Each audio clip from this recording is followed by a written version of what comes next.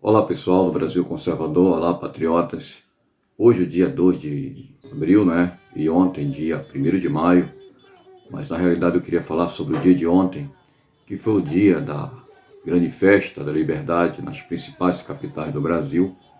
Né? Eu fiquei aqui em Boa Viagem com os amigos patriotas, mas acompanhando, é claro, o que estava acontecendo nas outras capitais. Né, o presidente Bolsonaro teve uma passagem relâmpago, né, lá no Palácio do Planalto, lá na Esplanada, mas ele não subiu no púlpito, né, para evitar certas restrições, como, por exemplo, a impugnação da sua candidatura pelo Tribunal Superior Eleitoral. Haja vista este tribunal dar um tratamento seletivo para os conservadores, principalmente para o nosso presidente. Então, claro que ele não iria dar mole para o TSE, né? Enquanto isso, pessoal, os patriotas nas grandes capitais fizeram a festa, né?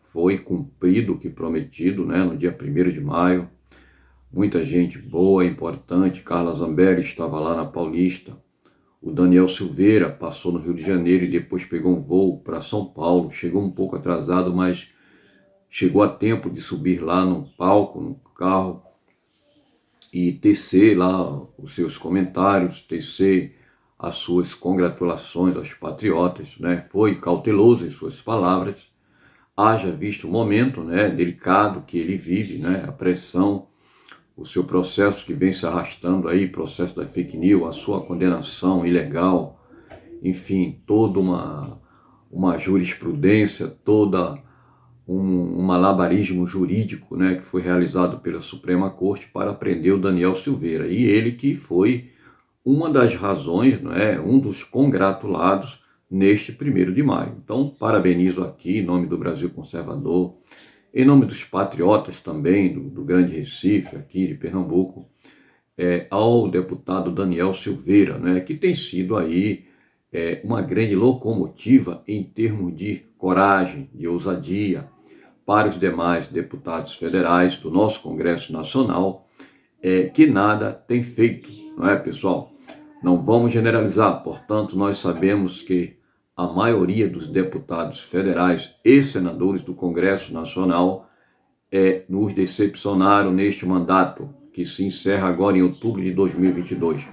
E teve a resposta dos patriotas. Pessoal, eu estive aqui, eu vou falar daquilo que eu presenciei, não é? Por exemplo, em Boa Viagem, houve muitas críticas, né, em relação, olha que a população, ela não está agora como em 2018, a população está muito mais atenta com relação à estratégia para fazer política, para melhorar, né, a nossa qualidade de vida, né, o nosso sentimento de patriotismo está mais ativo, está mais consciente, né, onde é que eu quero chegar? A maioria dos colegas conservadores, patriotas, pessoas de bem, porque as pessoas que estavam nas ruas ontem eram as pessoas de bem desse país, né, que querem o bem de todos, que querem o bem da nação, que querem um projeto de nação, não é um projeto de poder. Então vamos direto ao assunto, né? Eles manifestaram a preocupação com os candidatos, aliás, com os deputados, né, senadores e vereadores que estão em pleno exercício, ou seja, eles foram bastante criticados, né, com a promessa de que em 2022, para aqueles que estão em exercício, não serão reeleitos. Isso eu ouvi de vários patriotas que pegaram o microfone lá em cima e teceram lá alguma palavra, né? Então, é certo de que, se você é um deputado federal, preste atenção, você que é de Pernambuco, é um deputado federal, não é? Você, durante a pandemia, você ficou de bico fechado, de bico calado, né? Você, deputado estadual, não é? Que foi conivente com as atrocidades do Paulo Câmaras, com as intimidações com os cidadãos de bem, com os lojistas, né? Restringindo o direito de vir de forma radical, não é? Esses deputados estaduais vão sair, pode ter certeza disso. Vocês vão sair. Olha, se depender, pelo que eu vi ontem, a temperatura na rua, esqueçam pesquisas, vamos ver o que nós presenciamos. se depender dos eleitores do presidente Bolsonaro, que são a maioria esmagadora, é só fazer a comparação da manifestação que houve pró-Lula lá em São Paulo e lá em São Paulo a manifestação que houve na Paulista pró-Bolsonaro. Vocês vão lá na tela, né, e botam a imagem do lado, uma do lado da outra, e já tem esses vídeos, né? E a Jovem Pan, por exemplo, fez essa comparação, e vocês verão que os apoiadores do governo Bolsonaro são infinitivamente maior quantidade. Né? Então, isso aí é fato consumado. Eleição hoje, o Bolsonaro ganha em primeiro turno. Né? E essa questão das urnas eletrônicas é outro problema. Agora, nas ruas, Bolsonaro ganha em primeiro turno. Então, pessoal, o que é que acontece? Onde é que eu quero chegar? Para você que é deputado federal, deputado estadual e você que é vereador. Aqui em Recife nós temos cerca de 39 vereadores, né, e 25 deputados estaduais. Olha, a maioria de vocês vão sair. Pode anotar isso aí. Se algum vereador de Recife ou deputado estadual assistir esse vídeo, eu peço que compartilhe, né, os colegas aí, compartilhe esse recado. Você que é deputado estadual e ficou em silêncio durante a pandemia, você que não saiu nas ruas para compartilhar, para conversar, para vigiar o patrimônio público, para ver o sentimento da população, preste atenção, a pandemia passou, mas os sentimentos, né, que a população guardou dos políticos ficaram, e a resposta virá nas ruas, virá nas urnas, ok? Onde estavam os 39 vereadores de Recife? Não é verdade, pessoal? Vocês vão sair. Pessoal, é o seguinte, vamos dar oportunidade para os novos. Não é? Olha, eu pude ver tantas lideranças, tantas pessoas, líder nato, expressando ali em cada carro de som que eu vi em Boa Viagem. Não é? Eu vou lançar nome de alguns aqui, pessoal. Não é? Eu não sou candidato, mas eu vou falar abertamente às pessoas que eu tenho admiração, que são patriotas, que estão na rua, que estão lutando, pessoas de família, pessoas do bem, cristão, não é? Que tem esse mesmo projeto de nação que é compartilhado pela maioria da população da cidade do Recife, do país, não é? Tem a mesma impressão da nossa presidência da República, que está feliz, não é, com a ascensão dos conservadores. São pessoas de bem, pessoal, que dificilmente vão trair vocês. Não é? Eu posso lançar nome aqui do Adrian Maia, que é uma liderança que está sempre presente, não é? Lá em Boa Viagem, Marco Zero. O Adrian Maia, por exemplo, ele faz a vigilância nos órgãos públicos, né? Nas estradas. Outro dia ele estava ali na 232, ali, registrando aí um serviço que estava muito leniente, atrapalhando a vida do pessoal. A obra é importante ali da 232 ali, pessoal, na altura ali dos quartéis do Exército. Mas as empresas que estavam trabalhando estavam interditando quase tudo e nós passávamos lá tudo interditado e ninguém trabalhando. O Adremar registrou. Então, é uma espécie daquele vereador lá do Rio de Janeiro, né? Eu não lembro o nome dele agora, mas ele é muito presente como vigilante do patrimônio público, como fiscal do povo. Né? Então é isso, pessoal. Temos o Fred também, uma figura maravilhosa. Eu conheço o Fred, pessoas do bem, está sempre aí nas ruas. O Fred de longas datas. Né? Antes de mim, o Fred já estava aí participando ativamente dessas manifestações patrióticas dos conservadores, sem uma pessoa lúcida também, muito lúcida naquilo que fala, né? Nas suas atitudes, uma pessoa família. São muitos, pessoal. Temos a Kilma não é candidata, mas são pessoas assim. O que eu quero dizer, pessoal? Eu estou lançando mão de exemplo de candidatos, de não candidatos. Temos o Júnior lá de Vitória, né? Temos o Eduardo também, que está sempre presente. São pessoas maravilhosas, né? Que nós deveríamos ter prestado mais atenção nessas pessoas nas últimas eleições. Então, o fato é, vamos nos inclinar para os novos. A Câmara de Vereadores de Recife precisa ser renovada quase 100%, pessoal. Quase 100% dos vereadores ignoraram completamente o povo. Nós não temos nenhuma obrigação de votar neles, de reelegê-los, nós temos que retirá-los, dê oportunidade para outras pessoas. Se você tem um candidato, seja um líder comunitário, alguém que você conhece, que preze pelos princípios e valores cristãos, que está na rua, que está lutando, você conhece o perfil da pessoa, o caráter, né? E você sabe que ela pode dar uma grande contribuição na vida pública. Ajude essas pessoas. Por favor, não reeleja político que ficou 4 anos e nada fez. Vamos renovar, pessoal, Câmara de Vereadores. Os 25 deputados de Pernambuco, onde estavam vocês, deputados? Olha, eu citaria exemplo só de 3 deputados aqui, praticamente, no máximo 4 deputados, que estiveram com o povo nas ruas, nestas manifestações, não é? Então, assim, a gente não vê os caras se elegem e desaparecem, não é? É assim, eles somem até dos grupos depois que são eleitos. É muito complicado isso, pessoal. Então, assim, não dá para reeleger essa gente. Vamos tirar esses deputados daqui de Pernambuco, vamos tirar essa gente. Vamos renovar, pessoal. Eu não vou indicar ninguém, entendeu? Mas, olha, vamos retirar. Independente de ser de esquerda ou de direita. Olha, não fez nada, não trabalhou, não representou a vontade, ao menos dos eleitores que o elegeram, não é? Por exemplo, eu vou citar um exemplo típico aqui, Randolfo Rodrigues, não é?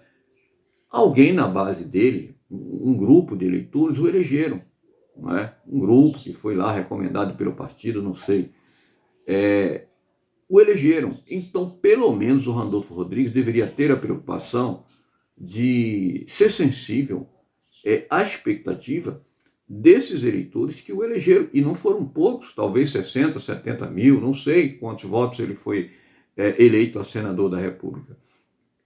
Mas a verdade é o seguinte, quando você olha os recursos que o Randolfo Rodrigues, né, através lá do seu partido, lá ele entra lá no Supremo Tribunal contra tudo de bom que o governo Bolsonaro faz. Ele faz oposição por oposição, pessoal. Eu não estou levando nem a consideração dele ser conservador ou não. Ele faz a oposição burra, não é? É simplesmente se opor por se opor. Ele não quer saber se o projeto é bom ou não para o Brasil. Ele faz o contrário. Se é bom, então na cabeça dele, o presidente ele vai ganhar capital político. É assim que eles pensam. A grande maioria. Então, eles votam contra. E pior, entra com recurso na Suprema Corte, que é partidária, que é um puxadinho dos partidos de esquerda, em especial do PT, que indicou 7 deles que estão lá, e sempre ganham. Porque a justiça lá no Supremo Tribunal Federal tem sido parcial. Isso é notável. A população inteira do Brasil está vendo isso. É por causa do Supremo que nós estamos aí quase que todo mês nas ruas, por causa das aberrações que o Supremo tem feito. Então, é o seguinte, eles estão ganhando no Supremo o que não conseguem ganhar nas urnas. Né? Eles perderam nas urnas, tem a minoria no Congresso, então eles recorrem, atravessam a Praça dos Três Poderes, vão lá, né? Entram com recurso e cai na mão do juiz, lá indicado por um presidente corrupto, e pô, ele ganha. Então, o que é que está acontecendo com isso? Os projetos que deveriam ter sido aprovados, na sua maioria, deveriam ser o projeto da legenda vencedora, do presidente Bolsonaro. Mas não é o que está acontecendo. Não é? Ou seja, isso sim coloca em risco a democracia, porque democraticamente deveria ser aprovada a maioria dos projetos, né, dos vencedores do político, né, o chefe do executivo vencedor, do governador, do prefeito, por aí vai. Né? Mas não, mesmo ele tendo a maioria no Congresso, a minoria ela está entrando com recurso, ou seja, está judicializando a pauta que ela perde lá dentro da Câmara, dentro do Congresso, e leva para o para o judiciário vai dar como anticonstitucional. Então, assim, anticonstitucional na cabeça deles, porque eles interpretam a Constituição de acordo com suas conveniências. Então, nós precisamos mudar isso. Não adianta a gente só também fazer manifestação pró-Bolsonaro, e é válido, é claro, mas agora mais do que nunca, olha, dia 1º de outubro e dia 30, primeiro turno, segundo turno. Eu espero que não tenha o segundo turno, né? Mas vamos nos atentar para os deputados estaduais. É a vez de vocês. Vocês vão sair. Vocês vão sair, porque se depender da maioria dessa população que vocês viram na rua agora no dia 1º de maio e lá atrás no dia 7 de setembro, todos os deputados estaduais e federais que estão jogando contra o povo, e não é difícil saber o que o povo quer, é só ir para as ruas. O povo quer voto impresso, o povo quer prisão em segunda instância, o povo foi contra o fundão eleitoral, não é? O povo se manifestou contra a prisão inconstitucional do Daniel Silveira, não é verdade? E quantos deputados federais votaram pela manutenção do deputado Daniel Silveira, que estava ontem lá na Paulista, não é? 364 deputados. Olha, vou falar para vocês, 364 deputados. Se tem algum deputado federal ali que chega esse vídeo, olha só, cara, tu vai sair, meu irmão. Não adianta agora vir com esse papo de eu votaria meu voto se fosse hoje. Não tem segunda chance não, meu amigo. Tem não. Vai sair, ó. Todos os 364 deputados que votaram pela manutenção da prisão de Daniel Silveira não terá voto de nenhum eleitor do Bolsonaro. Se algum eleitor do Bolsonaro votar em um deputado desse, é porque ele é um desavisado. Porque tem aqueles desavisados, né? E sempre tem.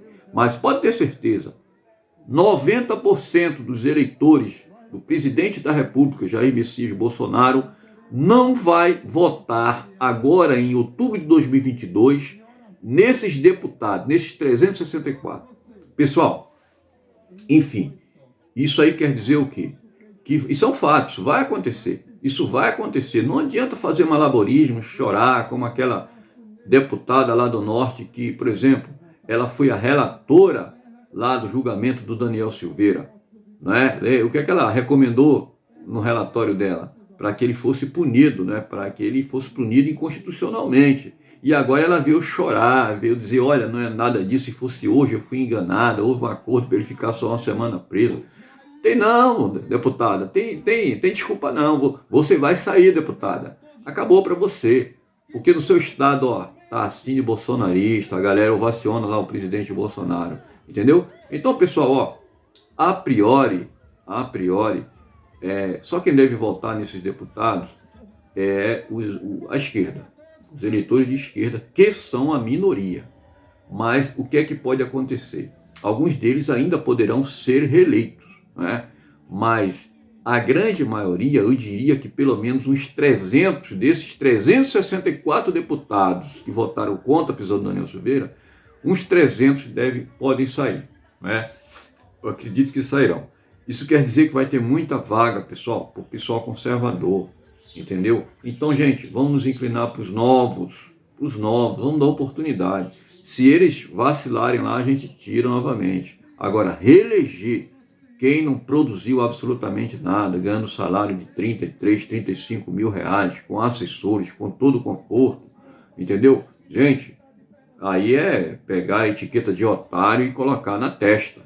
Não vamos fazer isso, pelo amor de Deus. Então, outra grande questão e outra grande preocupação é com relação à expectativa que o Brasil inteiro está, né, pessoal? É com relação à urna eletrônica, não é? Não vai ser o Barroso, não vai ser o Alexandre de Moraes, não vai ser o Fachin, que vai dizer, ó, ou você confia na urna ou você está preso, ou você está cometendo um ato antidemocrático. Negativo, pessoal. Não vale não. Na bravata não vai ganhar. O seguinte, eu vou falar de mim, pessoal. Eu não confio na urna eletrônica. Não confio. Respeito quem confia, mas eu não confio. Entendeu? Por quê? Porque já houve vários indícios de fraudes, né? Por exemplo, Na eleição mais recente aí de 2020, né, vocês lembram daquela candidata vereadora lá para o lado de Alcântara, Maranhão, né? Ela tinha 1.111 votos, né? Aí tirou o print, né? Ela era candidata a vereadora. Aí deu aquela parada, gente, ó. Se tiver parada, já era. É fraude. Se tiver parada, o bicho vai pegar. O que é que aconteceu depois? Quando voltou à normalidade, opa, já voltaram com o resultado final. A vereadora de 1.111 votos caiu para 48 votos. Peraí, pessoal, peraí. Aí vem o Barroso dizer, olha, é confiável, não é? Essa urna é das galáxias. Não é, meu irmão, não é. É de 96, é urna eletrônica de primeira geração. Não vem com essa não. Na Argentina já usa de terceira geração. Ou seja, tem a urna, mas tem a impressora lá do lado. Entendeu? Então, não tem que confiar. A confiança é o seguinte, se conquista, não se impõe. Né? Eles estão querendo impor de goela abaixo, por quê? Eu estava conversando com os colegas meus. Falta o plano B da esquerda. A esquerda não tem mais plano. O plano B são as urnas eletrônicas. É a única forma de ganhar. É só você olhar na rua, não tem para ninguém. O Bolsonaro é eleito no primeiro turno. Não tem Lula, não tem terceira via, não existe, pessoal. Entendeu? O Dória não sai de 2%. Entendeu? Cadê o Moro? Cadê o Ciro Gomes? Manda esses caras saírem na rua. Eles são hostilizados. Né? O Moro é hostilizado, o Ciro Gomes é hostilizado. O Lula, ele tem vergonha de sair, ele está com medo de sair, a verdade é essa. Então, é primeiro turno, é certo. Então, assim, a gente sabe, não tem chance. Então, qual a chance deles? Na informalidade, né? Urna eletrônica, tal, entendeu? Insere lá o teu voto, tu dá o enter, não sabe o que aconteceu, aquela sala secreta do TSE, que o Exército, né, já fez aí em torno de 10 sugestões, né, percebeu, né, foram 700 páginas, se não me engano, em torno de 700 páginas, é o relatório que o Ministério do Exército fez através da minuciosa, né, investigação daquela comissão de tecnologia do Exército, que foi convidada pelo próprio TSE para participar da comissão de transparência. Né? Então, uma coisa que me chama, a Polícia Federal, o Ministério Público, né, o Exército, teve outros grupos, me parece que a AGU também, estavam nessa comissão, né, tinham representantes nessa comissão de transparência convidada pelo TSE. Mas por que só o Exército apresentou as sugestões? Está entendendo, pessoal? Vamos colar os fatos, vamos colar os fatos. Qual uma das poucas reservas morais a nível de instituição que nós temos no Brasil? O Exército. Na verdade, as Forças Armadas. Então, ainda é uma reserva moral. Né? O índice de confiança da sociedade nesta instituição, uma instituição regular e permanente, né? Que deve, né, lealdade à Constituição e ao povo, né? Esta instituição, ela ainda é uma instituição sagrada para o povo, né? E não é por acaso. Então, não é à toa que só dessas instituições que foram convidadas para compor a comissão de transparência do TSE, só o Exército que trabalhou sério. Só, nós não viemos aqui de fachada, não, para satisfazer o ego de vocês, para dar o ar de transparência, mas que, na verdade, é tudo oculto e nebuloso. O Exército cumpriu a risca, porque o Exército não tem rabo preso com ninguém não, meu irmão. Político vocês conseguem. Até na Polícia Federal você consegue, porque ali a direção, a indicação, não deixa de ser uma indicação política, né? O Ministério Público tem muito melancia ali no meio. Não adianta, tem sim, entendeu? E nas Forças Armadas, ainda é uma instituição que preserva seus princípios e valores e goza da confiança da população. Então, se lascaram, quebraram a cara. Né? O Exército fez um trabalho sério e o que é que eles fizeram? Claro, né? Primeiro decreto sigilo, porque se a sociedade tivesse acesso a essas recomendações, né, para serem feitas para as eleições agora, de outubro. Né? Não sei como é que vai ficar essa história, não. E a pressão ia ser maior, né? Porque a sociedade ia ter os pontos exatamente das vulnerabilidades do sistema eleitoral nosso, sistema de apuração. Então, eles decretaram sigilo. Agora, imaginem só, criaram uma comissão de transparência e pegaram o relatório do Exército, das observações, e decretaram sigilo. É uma comissão de transparência sigilosa. Pessoal, é o seguinte, olha, a gente aprendeu desde criança uma coisa. Quem não deve, não teme. Não é verdade? Se os ministros do TSE, com todo respeito à instituição, porque a crítica não é ao Supremo, não é ao TSE, é a sua composição. Essas instituições são sagradas, ok, pessoal?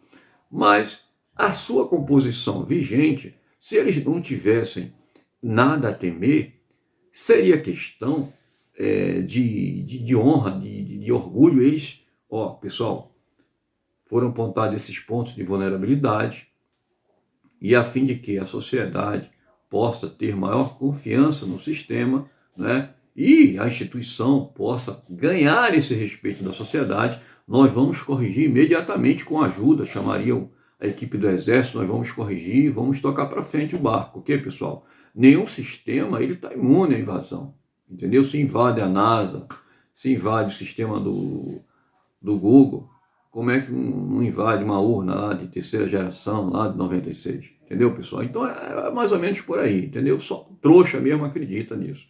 Então vamos torcer porque é o plano B deles. São as urnas eletrônicas. É o plano B. Entendeu? Esse vídeo provavelmente seja bloqueado no Facebook, né? Mas eu deixo disponível aí também. No Facebook não. No Facebook também.